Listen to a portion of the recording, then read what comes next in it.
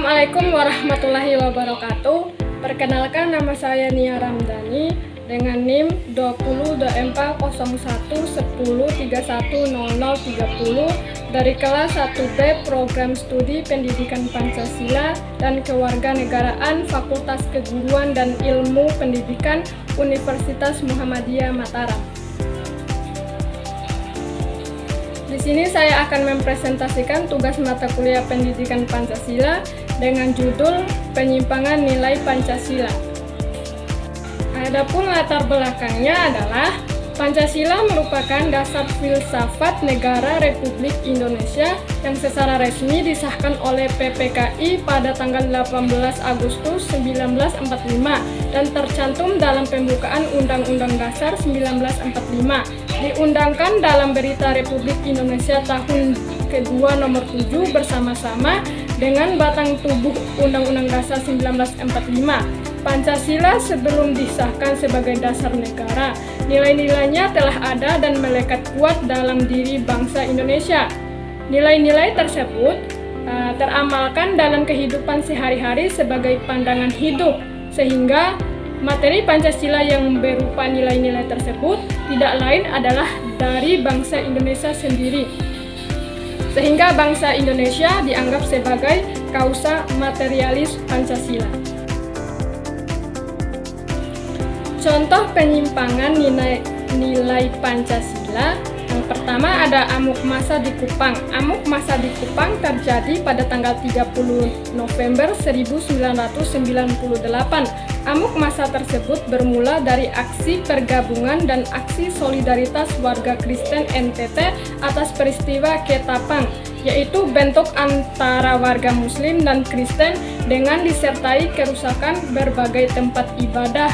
Titik aksi perkabulan dan solidaritas itu sendiri diprakarsai oleh organisasi-organisasi kemahasiswaan dan kepemudaan Kristen seperti GMKI, PMKRI, Pemuda Katolik NTT, dan mahasiswa di Kupang. Karena isu pembakaran gereja, massa tersebut kemudian bergerak menuju masjid di perkampungan Muslim keseluruhan Ponipoli dan Solor. Setelah sebelumnya melakukan perusakan masjid di Kupang, amuk massa tanggal 30 November tersebut mengakibatkan setidaknya 11 masjid, 1 musola, dan beberapa rumah serta pertokoan milik warga Muslim rusak. Amuk massa tersebut tidak hanya berhenti pada tanggal 30 November. Hari setelahnya, yaitu tanggal 1 dan 2 Desember 1998, kerusakan masih terjadi dan mengakibatkan beberapa kerusakan. Titik sasaran amuk massa tersebut mencakup rumah milik Ketua Partai Persatuan Pembangunan atau PPP, masjid, dan toko-toko milik orang Bugis. Adapun penyimpangan nilai-nilai Pancasila terdapat pada sila pertama, ketuhanan yang Maha Esa.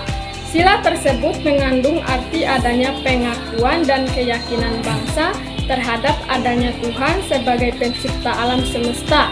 Nilai ini menyatakan bahwa bangsa Indonesia merupakan bangsa yang religius, bukan bangsa yang ateis. Dan yang kedua, kemanusiaan yang adil dan beradab. Ditunjukkan dengan adanya pengabdian hak-hak asasi manusia melalui intimidasi umat beragama, pengabaian hak kebebasan beragama, serta adanya kerusuhan yang melukai hingga menghilangkan hak hidup.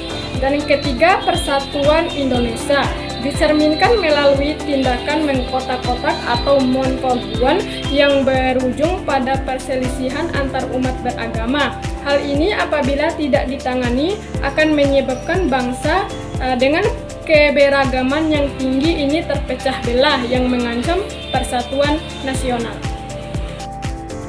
Sila keempat, kerakyatan yang dipimpin oleh hikmat kebijaksanaan dalam permusyawaratan perwakilan, ditandai dengan adanya tindakan anarkis dan pemutusan sepihak dalam kasus tersebut akibat dari isu yang beredar tanpa adanya pertemuan antar pihak untuk menyelesaikannya dengan cara musyawarah. Dan yang kelima, keadilan sosial bagi seluruh rakyat Indonesia, ditunjuk dengan salah satu latar belakang adanya konflik tersebut, yaitu adanya kecemburuan sosial, yaitu antara penganut Kristen yang umatnya warga asli dan sebagian besar adalah pendatang. Titik kecepatan pertumbuhan masjid dan perkembangan ekonomi umat Islam yang baik, serta karena mereka sulit menjadi pegawai negeri sipil atau PNS, menjadikan kerusuhan yang terjadi memiliki banyak motif yang dibalutkan atas nama agama dengan perusakan tempat ibadah. Adapun solusi dan faktornya, yang pertama ada faktor banyak masyarakat Indonesia yang kurang paham bahkan mulai melupakan ajaran Pancasila, sehingga mereka tidak menggunakan nilai-nilai Pancasila dalam kehidupan. Berkurangnya pemahaman mengenai Pancasila pada masyarakat dipengaruhi oleh banyak hal, misalnya menurunnya sosialisasi nilai-nilai Pancasila dalam masyarakat, pendidikan mengenai pengamalan nilai-nilai Pancasila yang kurang dalam masyarakat, sikap apatisme, serta berkembangnya hedonisme dan materialisme. Dan adapun solusinya, penanaman nilai-nilai Pancasila perlu dilakukan sejak dini, yakni melalui keluarga. Keluarga sebagai lembaga pendidikan pertama memiliki fungsi yang penting, terutama dalam penanaman sikap, nilai hidup, serta berfungsi menumbuhkan kesadaran bahwa Pancasila sebagai dasar negara perlu diamalkan dalam kehidupan sehari-hari. Pendidikan secara formal juga diperlukan untuk memberikan edukasi nilai-nilai Pancasila yang lebih kompleks dan jelas, sehingga diharapkan setiap warga negara Indonesia yang menjiwai Pancasila akan menumbuhkan rasa nasionalisme dan patriotisme ke depannya. Adapun kesimpulannya, Pancasila sebagai dasar negara harus dihayati dan dijiwai, serta digunakan sebagai petunjuk arah semua kegiatan ataupun tingkah laku. Tiap-tiap sila yang ada merupakan satu kesatuan yang tidak dapat dipisahkan satu sama lainnya. Pancasila sebagai way of life sudah tidak sepenuhnya diamalkan dalam kehidupan sehari-hari. Degradasi nilai-nilai luhur Pancasila telah terjadi di kalangan masyarakat Indonesia. Kasus yang terjadi di Kupang pada November 1998 merupakan salah satu bukti kurang dijiwainya Pancasila sebagai pedoman hidup dan identitas bangsa.